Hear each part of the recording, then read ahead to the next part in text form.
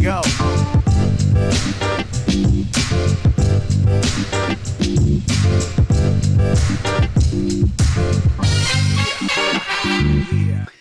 Mailbag. That's the Nothing Personal word of the day. Hope everybody had a merry and safe Christmas. For those of you who celebrate, you may not be listening to this right now because it's Kwanza. Well, I appreciate all of the questions, and we get questions on davidsamsonpodcast.com, on Twitter at David P. Samson, even on Instagram at David P. Samson. Thank you for all the engagement. Thanks for one heck of a year. We wanted to spend this week, give you a few mailbag episodes because during the regular show, we get to a question when we can, answer a bunch of questions individually, directly, privately. And then we do mailbag episodes where we read your questions and answer. So without further ado, this number one question, I wanted to start with this because it is a question that's been asked not just of fans of the show, but of employees of the Marlins or the Expos, where I was working for all those years. And I want to give you some insight. So, Coca, here we go. Ho, ho, ho. Good morning, David. Good morning. Quick question. What goes into the decision-making process for choosing what specific nights organizations hold promotional giveaway nights, like bobbleheads, hats, etc.? I assume there was always a method to the madness. Thanks. Every single year, there is a calendar that every team comes up with. And the calendar is based on sales. So let me take you back to June of a particular year. Hit refresh like Jesse Eisenberg in Social Network. Hit refresh, boom. Preliminary schedule 2024. That comes to you from MLB in June of 2023. And you get to look at what your team's schedule is the following season. You're still in the middle of the current season, but you get the schedule for the next season. Here is everything that happens once I get that email. Beth, my assistant, forward to the following people. 1, the traveling secretary. 2, the head of stadium operations. 3, the VP of sales. 4, the VP of marketing. 5, the president of baseball operations. Now, why do all those people need to get the schedule? When you get your preliminary schedule, you see who your opponents are. You see what days you're playing the opponents, but there's no times on the schedule. So the first meeting that you do, this question is going to turn into a conversation about scheduling, Coca. If you're bored, just cut off the mailbag episode. So what you do is you speak to your baseball department and you go through the schedule and you say what days have to be afternoon games according to the collective bargaining agreement. And that is when you're going home to an off day. That is when you have a plane trip over a certain number of hours. And then the baseball people take a look and say, hey, I'd love an afternoon game here because otherwise we'll get into the next city at that time. It's too late. And so the baseball people submit to me what their ideal is for afternoon games. That, again, is split into have to be, want to be. My view of wannabe afternoon games is I don't want a lot of afternoon games. There is a direct correlation between your in-game revenue, gate revenue, food, beverage, parking, merchandise. There's a direct correlation between game time and amount of revenue. Night games make more money than afternoon games. So the preference would always be to have as many night games as possible. Your TV partner would like as many night games as possible. Primetime night games, that's the thing. So the baseball department submits what they want for afternoon games. Then Claude Delorme, who is my head of stadium operations, ballpark operations, tells me, here's all the games that have to be afternoons. Let's talk about the ones that the baseball department wants to be afternoons. And the operations guy says, yeah, no problem. We'll do as many as you want. Then I talk to my CFO. The CFO goes through, well, that's a Cub game that they want to put in the afternoon because they're traveling. We don't have to do it. And that's going to cost you $300,000. Call the baseball person and say, you know what? I think we're going to go a night game here. The baseball person calls me back and says, I think it'd be really good for competitiveness if we could do an afternoon game there. So there's push and pull. You decide on what games are going to be afternoon games. Then there's a conference call that happens between all of the operations people, traveling secretaries of all the 30 teams with MLB, and they go through later on that summer all of the game times. And you trade back and forth with other teams. If you give me an afternoon game here, I'll give you an afternoon game there. And the reason that happens is when you're on the road, you'd like to play an afternoon game on getaway day so you can get home or get to the next city. And the home team says, no, I'd rather play a night game. And so you say, how about a trade? We'll give you an afternoon game for that August game where you're here if you give us an afternoon game for that June game when we'll be there. So it's like horse trading that happens. Then sometime around August, you have your set schedule. It's not announced, but you have your set schedule where you see who you're playing and when you're playing them. Then you speak to your marketing people and your salespeople, and you say to them, what can we do to push attendance for these following games? And what we do, and sometimes we would do this publicly, is you'd actually do tier pricing. This is before dynamic pricing. You all may remember this from years past, where there'd be tier 1 games and tier 2 games. Like when the Yankees would come to Miami, that's a tier 1 game. When it's the Guardians, that's a tier 4 game. Although I love the Guardians. But you do it according to what you think your revenue will be for that particular game, which is based on what you think your attendance will be for that particular game. What the salespeople do is they say to the marketing people, come up with great ideas for a particular game, and then we'll go sell it. That's when we come up with season ticket plans or group ideas or theme nights and giveaways. That's the marketing people. The marketing people say, I don't know if you know this, but Beanie Babies are really hot.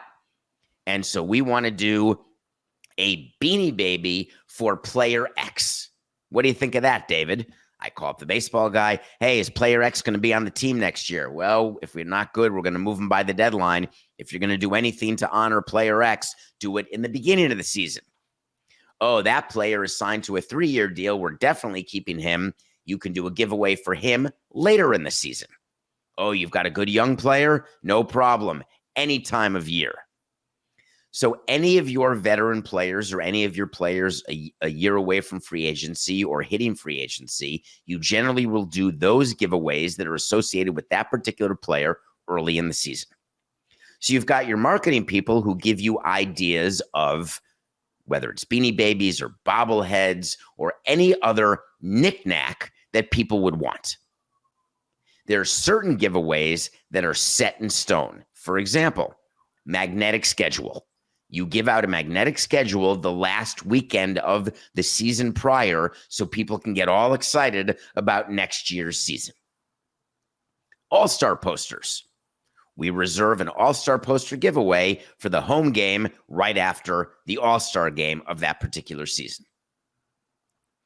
The salespeople, their input is that they know from a group sales standpoint, if you do a Puerto Rican Heritage Night in Miami, that you can expect an extra 7,000 people at the game. A Dominican Heritage Night, a Cuban Heritage Night, a Jewish Heritage Night. And what we do is we match the Heritage Nights or the theme nights with a team at a time on a day where we think we can make either a bad game good, a good game great, or a great game a sellout. So you're putting this whole puzzle together and you're thinking about when to calendar all of these things. And the reason why you have to do it so far in advance is that you're looking at the calendar. So for example, you're not going to do Jewish Heritage Night if you have to have a game on the first day of Passover. Because on the first day of Passover, in theory, most people will be at a Seder, not at a game. If there is something else going on in your city where there is a huge convention of honoring Puerto Rican heritage, so you know there'll be extra number of people who could go to a game, you talk to your Chamber of Commerce, you talk to your Convention Visitors Bureau, and you choose that's a good weekend to add on to what people are already doing in our city. So you do it in a way where you're trying to coordinate everything from the giveaway to the heritage nights to the theme nights. You're doing it all to sell. That's why you include the salespeople, the marketing people who are going to give the ideas for the salespeople to sell. You try to appease the baseball people who really don't care too much about what you're doing on the sales and marketing side, even though they pretend to. They're much more focused on the baseball side. The traveling secretary needs to know what's happening in order to make flight reservations and hotel reservations, which are done well in advance for a traveling party as big as a baseball team. So all of these things come into play. And then when you've got the ideas and you match the giveaways for a player, you actually go to the player and say, here's what we're doing. You're having a bobblehead night. We want to show you the bobblehead. And the game will be July 23rd of next season. So there's a ton of communication that goes on. There's a ton of coordination, all with the hope that it works. And the definition of works is that you attain the budgeted number that you have for that particular game. Because on a granular level, when you get your schedule, the CFO and the people who work with him in finance are actually going game by game. They are budgeting what they expect your gross and net revenue to be. From that, they are doing financial projections. And from that, the owner is getting an idea of P&L and what the payroll can be. So everything is very much related. And that's the story. So that's the decision-making process. That's quite a process, isn't it? But you get used to it. You do it every single year. I did it 18 times, and some things work, some things don't. Some giveaways are amazing. Some are just okay. And then the final part.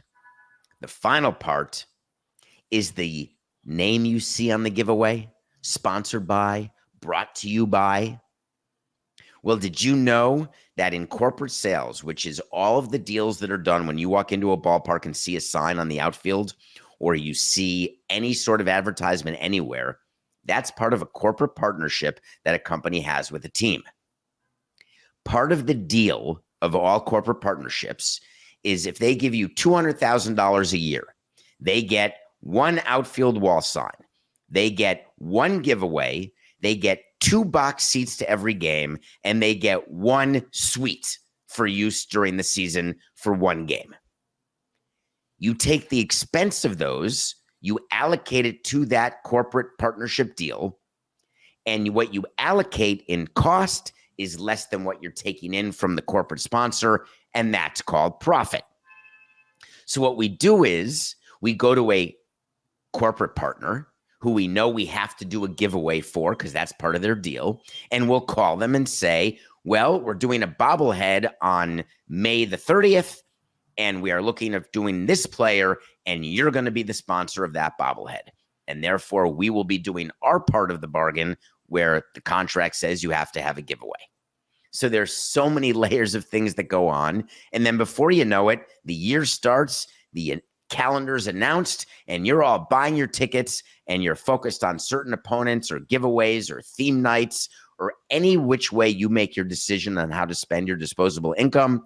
Hopefully, what we came up with is what you want to buy. If that sounds familiar, that's like every other company or every other corner grocery store or corner retail store.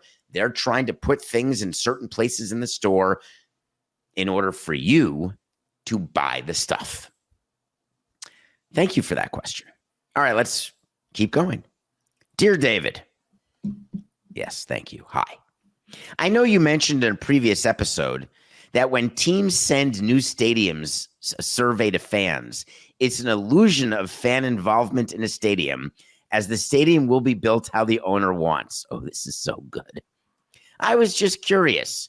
Do teams rely on the stadium season ticket holder seating pricing surveys when they're coming up with projections for actually stadium seating pricing? Or do organizations have their own internal numbers and are hoping to use the survey to bump up the stadium pricing? If the survey numbers show that fans want lower than projected numbers, does that actually change the numbers? Well, thank you very much for that question. Let me tell you how that goes. Part of the budgeting from the previous question, when we're matching opponents and days of the week and what we're expecting, we also put in as part of your revenue for that game, it's the number of people you expect times the amount of money they're paying per ticket. That's the average ticket price, is the number of people who buy tickets, the total amount of money they spend, you divide it, and that's your average ticket price. If you sell out your outfield at $10 or do those special $1 giveaways, I can get 30,000 people into a ballpark, each paying $1 and announce attendance of 30,000. Or I could charge $100. And then it only matters if 3,000 people come and it's the same amount of money. So how do you discuss or figure out how much tickets should be? There are companies that you can hire, and we did this mostly internally, but sometimes would hire a consultant, where they go through your inventory and they work to help price your inventory, not according to prices in other cities, but according to other entertainment options in your city. How much does it cost to do X or do Y? What do the other sports teams in your city charge? What is the capacity of those stadiums? How far away from the action are they? How often are the games? We have 81 home games. That's 10 times as many games as the Dolphins have. Now, you could argue the Dolphins do 2 home preseason games, so they have 10 games, and every other year they have 9 regular season games, so that could be 11 games. So we're anywhere between 8 and 10 times more. So if you're paying $20 for a ticket to go to a Marlins game, that same person should be willing to spend $200 to go to a Dolphins game because of the scarcity based on a 10 times multiple. But what we have found is it doesn't really correlate that way. The person who's spending $20 to go to a baseball game would never be in the market to spend $200 to go to a football game. So how then do we come up with prices? Well, the oldest economic principle that ever existed is the principle of supply and demand. What do we do to increase demand, therefore decreasing supply, therefore putting pressure on prices to go up? That pressure normally manifests itself in the secondary market. How often have you gone on Ticketmaster or gone on StubHub and you want to buy a ticket to an event and the face of the ticket is X and they're charging you X plus Y? And if you're willing to take the risk, you can wait till you're in the parking lot and maybe the price will go down below X as the game time approaches. Though if you're flying in for the game, or you're taking your family to a game, or your clients or your friends, you may not want to take the chance of not getting the tickets you want in the place you want. So you want to buy the tickets in advance. The more people who want to do that and do it often, those are called season ticket holders.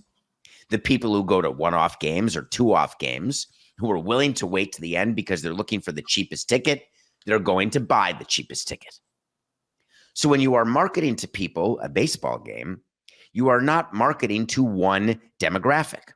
You're marketing to those who are very price sensitive, all the way to those who have no price sensitivity at all. They want to be in a specific seat at a specific time. What we have found over the years in baseball is that more and more people have less and less interest of being full season ticket holders. We talked earlier this year about the Arizona Diamondbacks and the pass they were doing, where for $299, you get an outfield seat to every game you want to go to. Every game of the season, you can go to all 81 games. No location guaranteed. That is what baseball teams do to try to handle the oversupply. 81 games with 40,000 capacity. That's 3.2 million tickets sold. The Dolphins have never sold 3.2 million tickets. They couldn't sell 3.2 million tickets. No football team could, even with 100,000 capacity, with 10 home games. Do the math. That's 1 million people. That's why their prices are higher. But how do we find 3 million individuals to go to a baseball game? That's when tiered pricing happened, with the big games versus the games against opponents not so great. But all of that changed with something called dynamic pricing. Dynamic pricing is real world right now, what tickets should go for based on the demand and the supply of that second. And then tomorrow, it changes. In 10 minutes, it changes because the supply-demand curve is always moving. So you're asking me how we do prices. And the answer is today, it is all done analytically. So specifically, surveys. I like this topic, Coca. Can we talk about surveys? We did a survey going into the new ballpark. Tell us what you want to see in the new stadium. Tell us what you'd love. Here's a survey. Tell me that you'd be willing to go visit Anaheim in June. What would it take? Here's a survey. There's a team moving to Vegas. Are you likely, somewhat likely, less likely, a little likely, totally unlikely, or no doubt about it that you want to go see the Las Vegas A's? Those surveys in general are used by people with a big enough sample size to give them an indication so they can be properly on the supply-demand curve. Here's the problem. When you make decisions based on surveys of people saying what they may do, what they may not do, what they're likely to do, what they're somewhat likely to do, what they never will consider doing, or what they'll do no matter what, even if they have a family member sick at home, and you make your decisions based on that, you're going to lose. All the surveys that you get, please press 2 after this call to take a quick survey about our customer service. Did you like dealing with Dawn or did you not? Please take a quick 4-question survey about your experience on this plane. Every time you buy something online, could you take a survey, please? Did you find the checkout experience good? It's like a petri dish of complaints. Are there things that we do according to survey results? News alert, no. What we do is we have people who work for us who use our systems. If you want to know what your call center is like, don't count on someone who's not within your company. If Delta wants to know their customer service, Delta employees, an entire department, can spend time anonymously calling up the 1-800-DELTA number, having an experience of making a reservation, changing a reservation, having people who work for a clothing company call that clothing company, be a part of the customer service experience. Then you go to your bosses and you say, this is what happened. We would do that. And from there, changes are made. Why? Because I have zero belief, and this may make me sound so cynical, Coca, but I have zero belief or faith that the information I'm getting from these surveys is what I call actionable information. Actionable information is data that I use to inform future decisions. When there's no emotion involved, it's called analytics. The reason why analytics is so prevalent in sports, in business, is that numbers don't lie. Things are what they are. You can hope they're different, but they are what they are. And then you can tweak what you do and see if that impacts what is. And if it does, is it positive or is it negative? So when you are making pricing decisions or giveaway decisions or apparel decisions, the ultimate vote comes from you, the consumer. Are you buying stuff or are you not? Are you engaged in the product? Not because you have brand affinity. I love the heat, so I'm going to take a Carnival cruise. Give me a break. The way Mickey Arison knows whether people who love the heat love Carnival is if they go on cruises. How do you find out if they go on cruises? The only part of a survey that I always love and that I'll always answer as a consumer: why are you here? How have you heard of us? What did we do that enabled you to want to spend money with us? Was it a TikTok ad, an Instagram ad? Was it an ad at the Heat Arena that you said, oh, Carnival Cruise, what a good idea? Or you go to the Pepsi Center and you say, you know what? I've always had Coke, but now I'm going to have Pepsi. It's hogwash. There are people who like using products that they see celebrities using. There are people who like using products that sponsor certain people or certain things because it makes them feel like they're a part of it. All of that is true, but for it to be actionable, you have to do it, and you have to do it when you weren't going to do it before or you haven't done it before. So surveys, pricing, not really. Okay. Hello. I'm a lifelong Clevelander. Oh, no. I didn't mean to say the Guardians are a tier 4 team. They're not. I love the Guardians. As a matter of fact, if we were reliving 1997, the Guardians would become a tier 1 team because we beat the Guardians in the World Series. I wasn't there, but the team did. Hello. I'm a lifelong Clevelander and a fan of your show. I appreciate that. I was curious if you had any opinions on what the Guardians are doing with Progressive Field. They are actively removing upper deck seats and adding local beer gardens.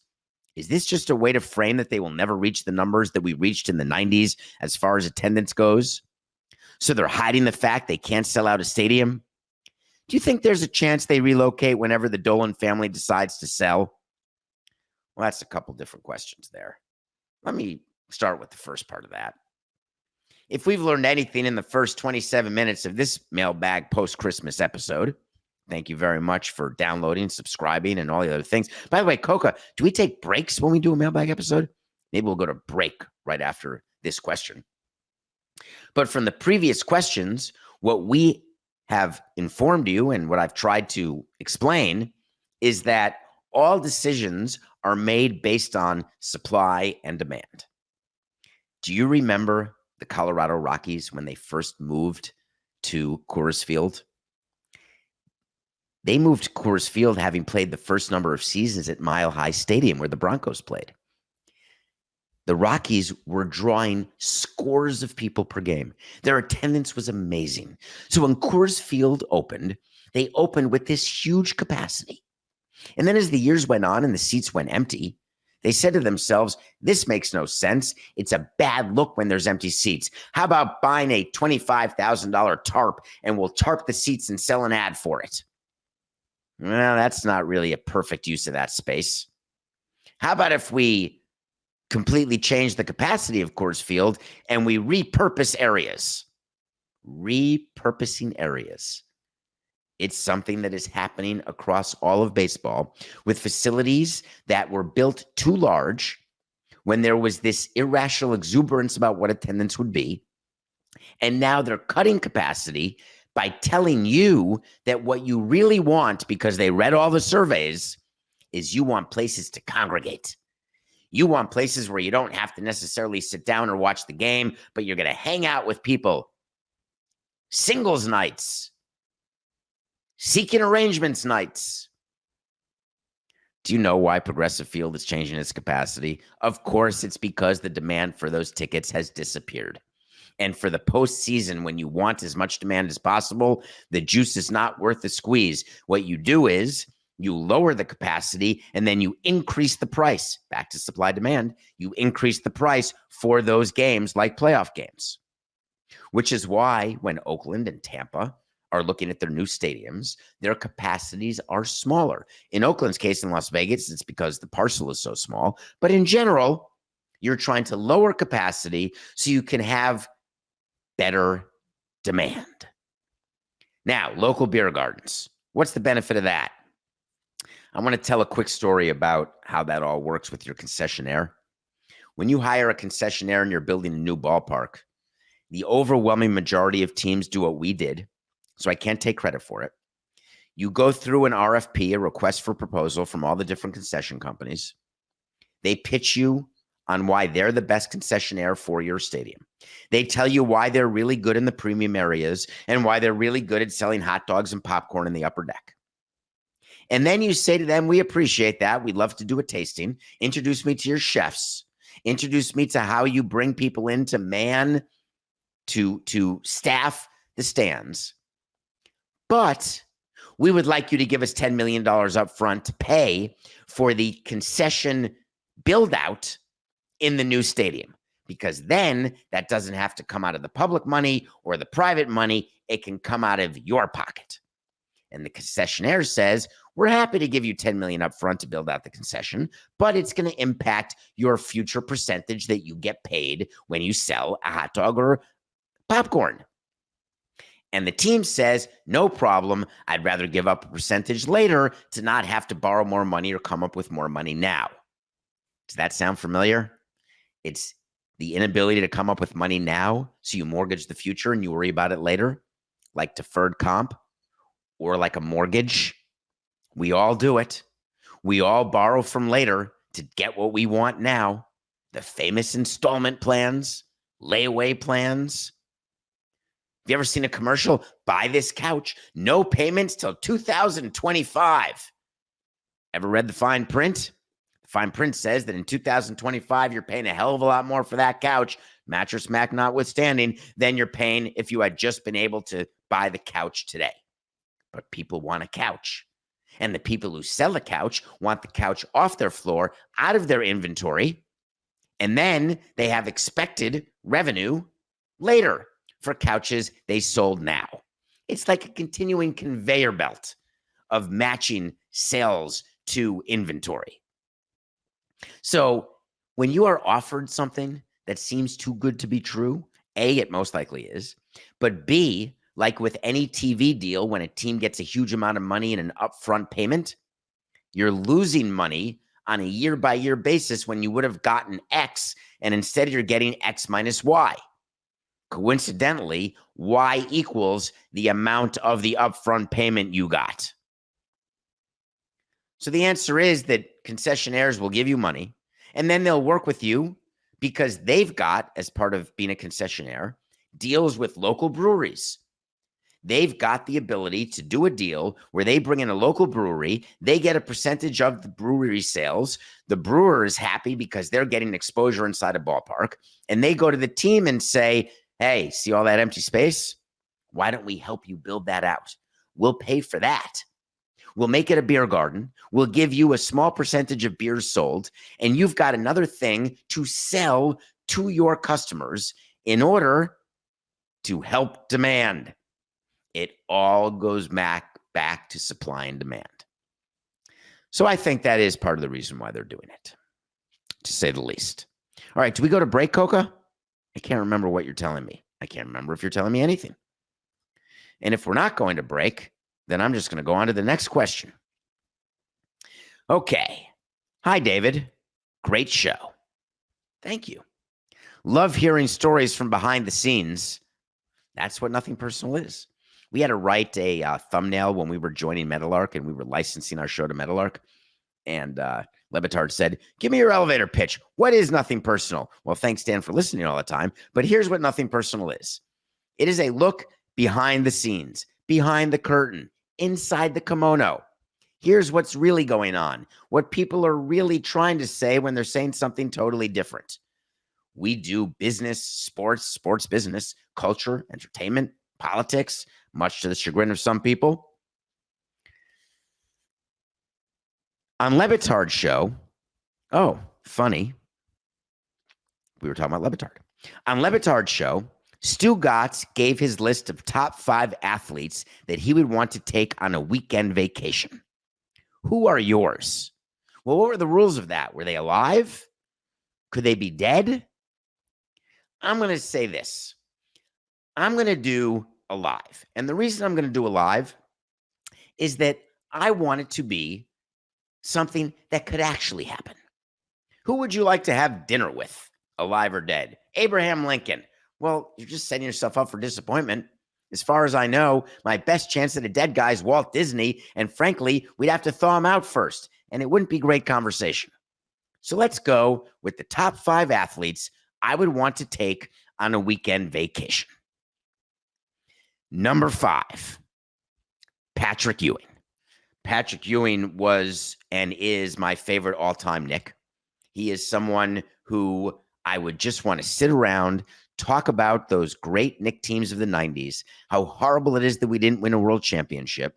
And I would love to just be able, without media, without press, without social media, have an opportunity to just sit with him and converse. Patrick Ewing, number 5. Number 4, someone who I have gone on a weekend vacation with. And the reason I put him at number 4 is I want to communicate with you how amazing it can actually be if you get to take a weekend vacation with an athlete. I went on a weekend vacation with Jeff Conine, and we had a blast. And it led to many other weekend vacations, which led to a friendship, which started with the trade to the Marlins in the middle of the 2003 season. The reason why he's on my list at number 4 is maybe to be number 1 if I took weekend vacations with everyone and realized that I had the most fun with him. But the top 3 are people I haven't gone on weekend vacation with and really want to. So Conine, Nina, you're number 4. I mean, to me, you're always number 1. You know that. But in this list, you're number 4. Number 3, I would like, if possible, to take a weekend vacation with Bill Belichick. And the reason, you said it has to be athletes, but the reason I want to take a weekend vacation with Bill Belichick is that A, I want to talk about the Giants when he won a Super Bowl as coordinator, defensive coordinator. Then I want to talk about his time with the Patriots, his time with Tom Brady. I want to talk about all the different scandals. I want to hear from him about greatness and how much he thinks about the Brady versus Belichick. Is he only as good as Brady was? Did he make Brady who he is? What is his reason for being grumpy all the time? Bill Belichick, would you like to go away with me? You're number 3. Number 2, it's another baseball player. I would like to take a weekend vacation with Ichiro. I've known Ichiro a long time. We've never gone on vacation together. The time I've spent with him has been absolutely fantastic. We've spent time in Japan. We've spent time in the States. Look at me, Louis. But whenever I'm with him, unless it's inside the clubhouse, there's always distractions. There's always things going on. There's always people recognizing him, and he's so nice and so good that it just leads to a lack of continuity in a conversation or an ability to actually get through a full conversation. So I'd like to go away for a weekend with Ichiro where there's no one else around, and we can talk about his career, talk about what it's like to be the Beatles of Japan, and have him able to be relaxed. Ichiro, you would be, what number was that? That should have been 2. Ichiro, 2. The number 1 athlete I want to take on a vacation, I think this may be shocking to some people, but I'm going to tell you why it shouldn't be, because if you know me, do you all know what my favorite sport is and why? My favorite sport has always been basketball. And basketball, I always wanted to be the point guard for the Knicks. And it was rough being as short as I am, knowing that I couldn't even make my varsity basketball team. But I was all in on the NBA. The Knicks were my life. The passion I had for the Knicks. I would set my schedule around Knick games. I wouldn't go out if the Knicks were on the road. If the Knicks were home, I wanted to go to the games. The number 1 person who I want to take on a weekend vacation is Bill Bradley. And the reason Bill Bradley is number 1 is A, he's a Knick. B, he was a senator. C, brilliant. And D, he would have the ability to do things that I love. 1, teach me. I would be doing lots of listening. There's a pretty good theme here among my top 5. Some are fun, some are educational. I like a mix. So if I'm going to spend 5 weekends in a year, I want to both have fun and learn. And I believe the opportunity to be around Bill Bradley, to learn, I would have given you a politician at the number 1 slot if you hadn't said athlete. So I wanted to get a politician and an athlete. Bill Bradley is the best example. There have been a bunch of athlete politicians, but Bill Bradley, to me, that would be someone where I would just be in jaw-dropping awe were I to be able to spend a weekend with him. And those are my top 5 athletes I'd like to take on a weekend vacation. Okay, here we go. Ready? Hi, David. Hi. I've been to over 20 major league ballparks, and Guaranteed Rate Field, where the White Sox play, is the only one I've been to that does not allow you to even walk in the lower level concourse if you don't buy a ticket there. They only let you go to the upper concourse. Could you help me understand the decision on this? I get not wanting fans to try and sneak down, but as a fan, it's an incredibly frustrating experience. Less, you mean fewer, food options, cannot explore the entire ballpark. Do you know why they are the only team that does this? And was this something you considered at Marlins Park?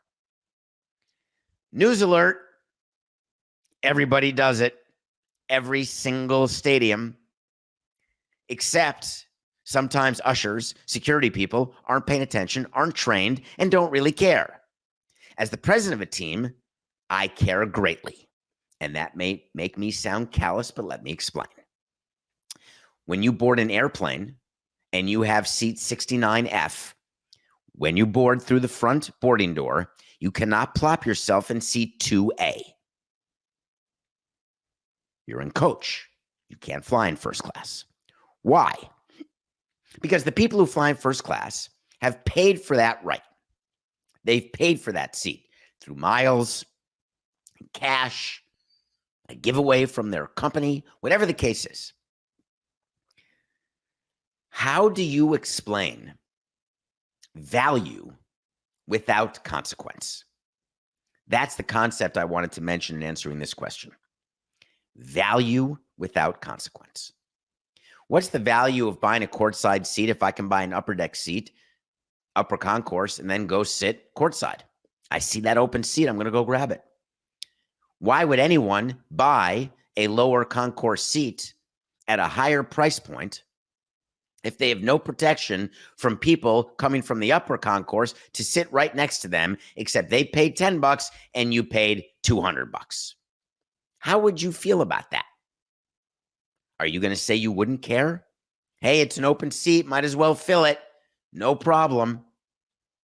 It's not just the White Sox. And I would very much like to say that Jerry Reinsdorf created this and that he enforces this, but it's not the case. We did that at Marlins Park. The San Francisco Giants do it at Pac Bell, AT&T, whatever it's called now. I've never been to a stadium, both pre-sports career and post-sports career. I've never been to any stadium where they don't follow those exact rules. Early new stadiums that were built, like Guaranteed Rate Field, even San Francisco was one of the early stadia. They built it in a way that you don't have access to the field in a 360-degree way. They built it in a way that makes it tough to navigate the different areas. The newer stadiums are much easier to navigate. Even Marlins Park, which is now over 10 years old, you can walk around the entire lower concourse. You're allowed to walk the concourse anywhere you want, but you can't take a seat. And you can access the field with your eyes from anywhere on the concourse, but you can't take a seat. So the encouraging thing was if people want to buy at a low price to get in, your get-in price, no problem. But then we're going to do things to have you spend some money, but we're not going to let you sit next to someone and show off the fact that you're there for no reason. And this comes up all the time. John Henry was famous in Florida. Hey, we're at Pro Player Stadium. All you people in the upper deck, come on down and sit with me.